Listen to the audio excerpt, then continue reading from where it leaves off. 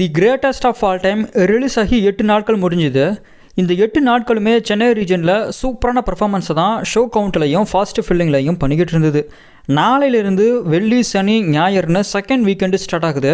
அதற்கான advance bookings ஸ்டேட்டஸை இப்போ விவரமாக பார்த்துருவோம். வெள்ளிக்கிழமை அதாவது தி கோட் ரிலீஸ் ஆன 9வது நாளான நாளைக்கு 469 ஷோஸ் ஸ்கெடியூல் பண்ணியிருக்கிறாங்க. அதில் 139 ஷோஸ் இப்போவே ஃபாஸ்ட் ஃபில்லிங்கில் போய்கிட்டுருக்கு. டே 9 அதாவது சனிக்கிழமையில் 516 ஷோஸ் ஸ்கெடியூல் பண்ணியிருக்கிறாங்க. அதில் 308 ஷோஸ் இப்போவே ஃபாஸ்ட் ஃபில்லிங்கில் போய்கிட்டுருக்கு. டே 10 அதாவது ஞாயிற்றுக்கிழமையில் 525 ஷோஸ் ஸ்கெடியூல் பண்ணியிருக்கிறாங்க. அதில் 243 ஷோஸ் ஃபாஸ்ட் ஃபில்லிங்கில் போய்கிட்டுருக்கு. மொத்தமாக 3 டேஸ்க்கு 1510 ஷோஸ் அட்வான்ஸ் புக்கிங்கில் மட்டுமே ஸ்கெடியூல் பண்ணியிருக்கிறாங்க. அந்த அட்வான்ஸ் புக்கிங்கில் 690 ஷோஸ் ஃபாஸ்ட் ஃபில்லிங்கில் போய்கிட்டுருக்குங்க.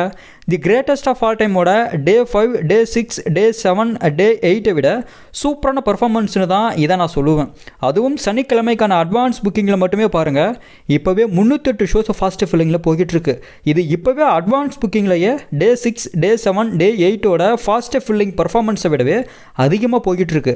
சிம்பிளாக சொல்லணும்னா செகண்ட் வீக்கெண்டோட பர்ஃபார்மன்ஸ் டே 5, டே 6, டே 7, டே 8 விட ஷோ கவுண்ட்லையும் ஃபாஸ்ட் ஃபில்லிங்லையும் சூப்பரான பர்ஃபார்மன்ஸை பண்ணிக்கிட்டு இருக்கு அட்வான்ஸ் புக்கிங்லேயே. ஸோ ஒரு பிளாக் பஸ்டரான கலெக்ஷனை தமிழக பாக்ஸ் ஆஃபீஸில் செகண்ட் வீக்கெண்டில் தி கோல்ட் படத்துக்கு தாராளமாக நம்ம எதிர்பார்க்கலாம். நான் சொன்ன இன்ஃபர்மேஷன் உங்களுக்கு ஓகேவா இருந்ததுன்னா ஷேர் பண்ணி சப்ஸ்கிரைப் பண்ணுங்கள் சினி எக்ஸ்ப்ளோர் சேனலை.